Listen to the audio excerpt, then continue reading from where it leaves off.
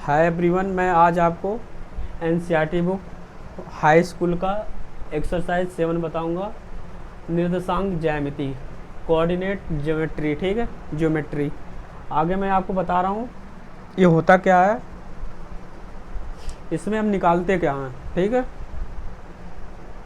इसमें हम बीच की दूरी निकालते हैं। ठीक है, अगर हमारा दो बिंदु दिया हुआ है उसके बीच का दूरी निकालूंगा या डिस्टेंस, आप जो भी आप देख लो। यहाँ पे मान लो एक हमारा ये है, इसको हम पॉइंट मान लेते हैं। ये हमारा हो गया x1 और ये हो गया x2। ठीक है, और दूसरा हमारा पॉइंट हो गया, सॉरी, ये हमारा x1 y1 होगा और ये होता है x2 y2। ठीक है, इसके बीच का हमें डिस्टेंस निकालना है। ठीक है, ये निर्देशांक ज्यामिति जो है यही हमें इस चैप्टर में निकालना है। ठीक है, इसका हमारा क्या होगा, दो बिंदुओं के बीच का डिस्टेंस निकालना है। ठीक है, अब आप देख सकते हो कैसे निकालते हैं इसे हम।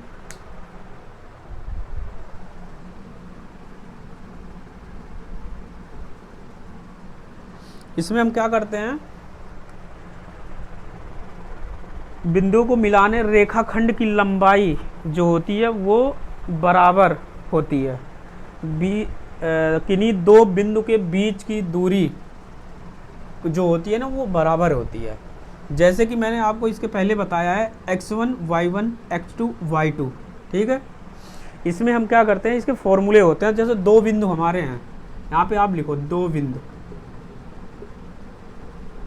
दो बिंदु हमारे हैं, क्या है, x1 y1 और दूसरा हमारा क्या है x2 y2। ठीक है, ये हमारे हैं। ठीक है, अब लाइनिंग कर सकते हो आप, ये हमारा है। ठीक है, इसको x1 y1, ये क्या है x2 y2। ठीक है, और ये पॉइंट होता है अपना, पॉइंट आप थोड़ा डॉट लगाना पता चले। ठीक है, आगे क्या करते हैं हम, d जो होती है हमारी, इसमें d डिस्टेंस होती है, मतलब दूरी, डिस्टेंस क्या होता है, डिस्टेंस। ठीक, इसमें हम क्या करते हैं, d इक्वल टू हम लिखते हैं आगे,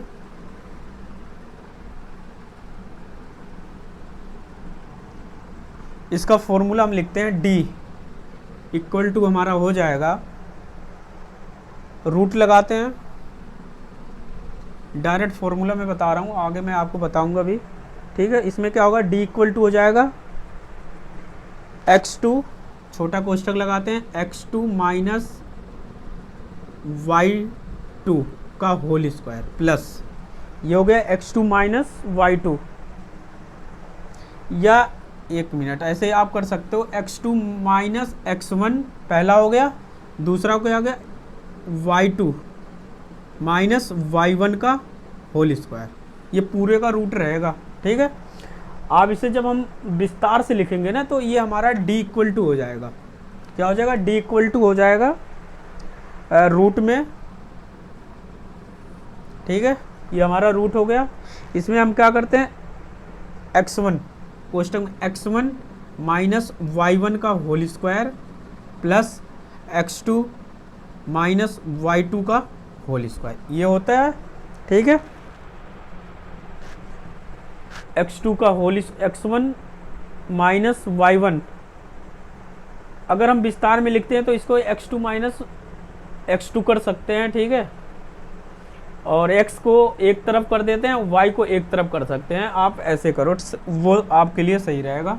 दोबारा दूसरा पॉइंट लेते हैं हम, इसमें करते हैं, हो गया x1 माइनस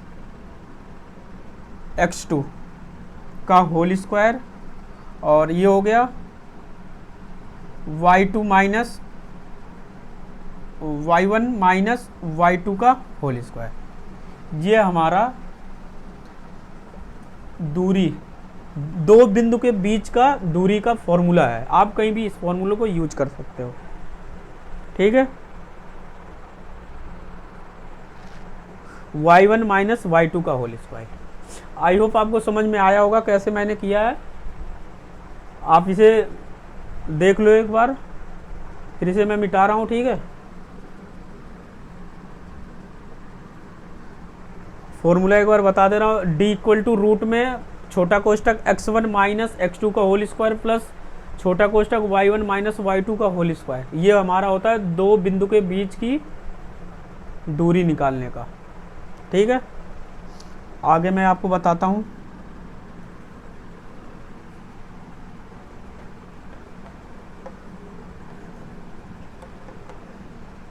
आप साइड में ये बना लेना x1 y1। दूसरा पॉइंट हमारा क्या है, x2 y2। इसे आपको क्लियर समझ में आएगा। ठीक है, आप इसे साइड में लिख लो। आगे देखो मैं क्या करता हूँ इसमें। अब इसमें कह रहा मूल बिंदु, आगे कुछ एक्स्ट्रा चीज़ें मैं बता दे रहा हूँ आपको।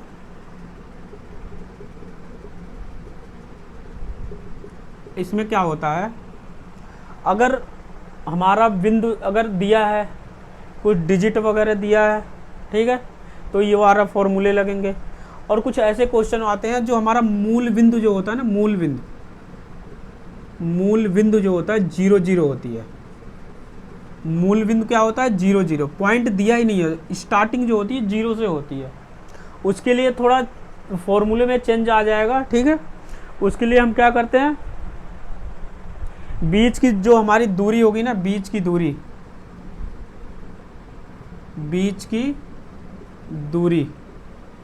इक्वल टू हमारा क्या हो जाएगा, बीच की दूरी मूल बिंदु अगर 0 0 हो तो उसके लिए हम क्या करते हैं, रूट लगाते हैं।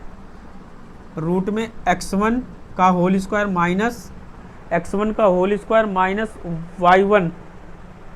का होल स्क्वायर।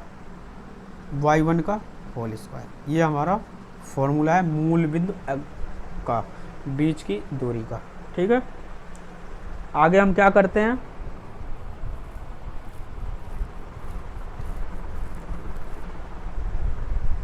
दो बिंदु के बीच की जो दूरी होती है ना, वो हमेशा धनात्मक होती है।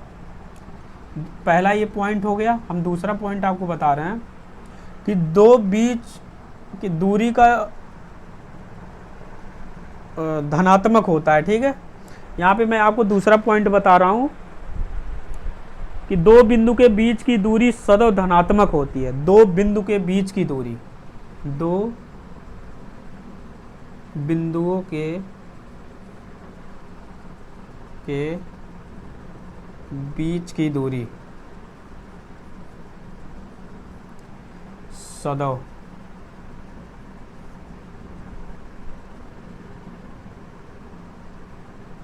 धनात्मक होती हैं। ठीक है, ये सब कुछ बेसिक चीज़ें हैं, आप इसे आपको जानना सही है। ठीक है, आगे और मैं आपको बता रहा हूँ, दो पॉइंट इसमें है। मूल बिंदु आपको बता दिए इसके बीच की दूरी निकालने के लिए, और अगर दो बिंदु के बीच की दूरी सदैव धनात्मक होती है हमेशा, इस बात पे ध्यान रखना। आगे मैं आपको बता रहा हूँ तीसरा पॉइंट।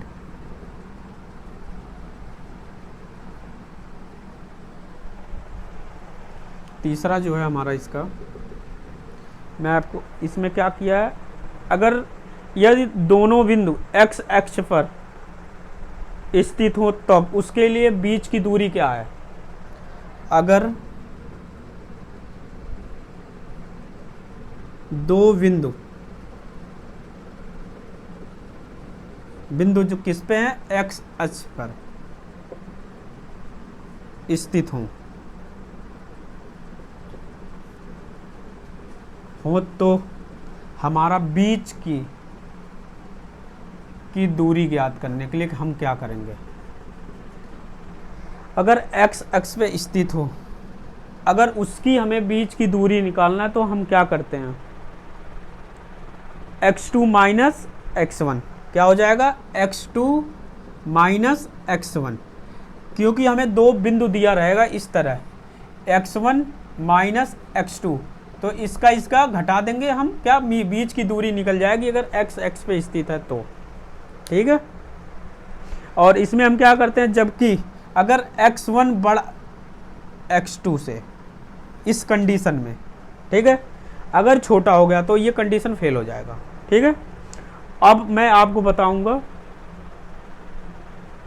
एक और इसमें x2 माइनस x1 होता है, इसमें क्या होता है, x1 बड़ा है x2 से, ठीक है।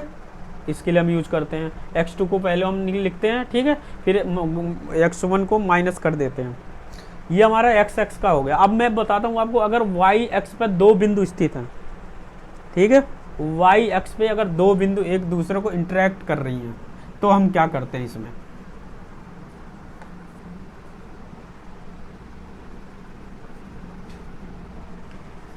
जैसे ये हमारा इसके पहले वाला जो पॉइंट था, मान लीजिए ये हमारा x एक्स है, ठीक है।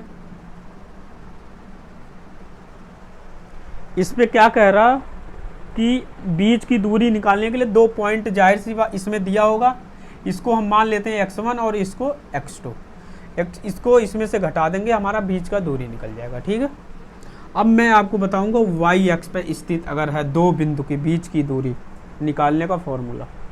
इसमें हम क्या करते हैं, आप लिख लो, अगर आपको दो बिंदु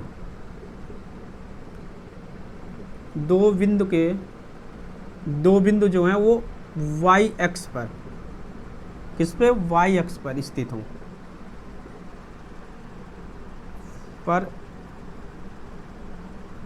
हों, तो हम क्या करते हैं, ठीक है। x एक्स का मैंने आपको बताया, सेकंड हमारा y एक्स। इसमें हम क्या करते हैं, बीच की दूरी निकालने के लिए इसमें क्या होता है, ये y1 माइनस y2, ये हमारा फॉर्मूला है। y1 में से हम y2 घटा देते हैं, ठीक है, और जबकि हमारा y1 छोटा है y2 से, और दूसरा कंडीशन होता है अगर y2 माइनस y1 है तो इसके लिए क्या करते हैं, सेम कंडीशन वही होगा, ठीक है। ये हमारे होते हैं y एक्स का, ठीक है। आई होप आपको ये समझ में आया होगा मैंने कैसे बताया है, ठीक है। अगला मैं आपको बताता हूँ संरेख बिंदु क्या होता है, इसी का है ये भी संरेख बिंदु। क्या होता है, संरेख बिंदु।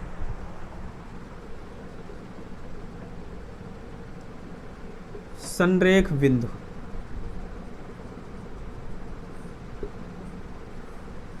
ठीक है। इसमें हम क्या करते हैं, कोलिनर,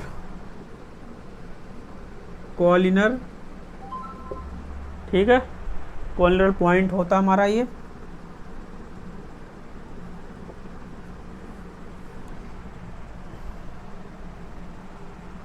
इसमें हम क्या करते हैं,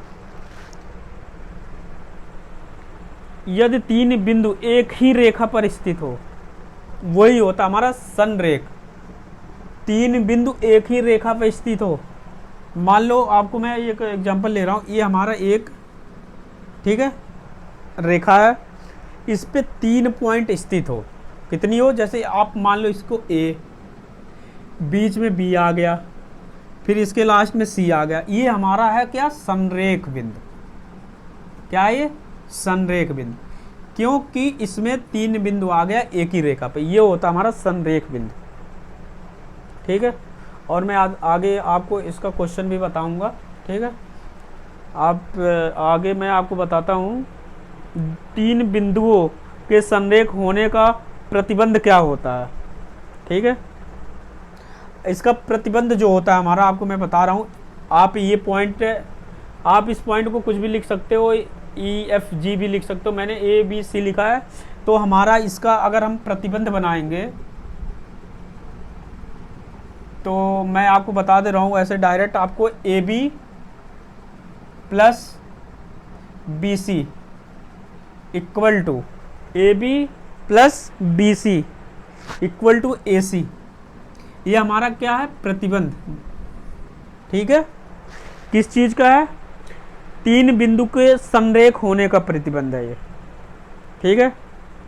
और आप इसको चेंज भी कर सकते हो, जैसे कि आप इसे ऐसे भी लिख सकते हो AC, ठीक है, plus AB plus AC equal to BC, plus minus का ध्यान करते हुए हम इस चीज़ को ऐसे कर देते हैं, ठीक है।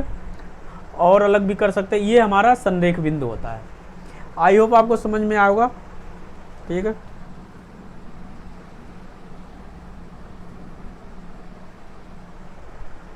देखें कैसा बन रहा है यार।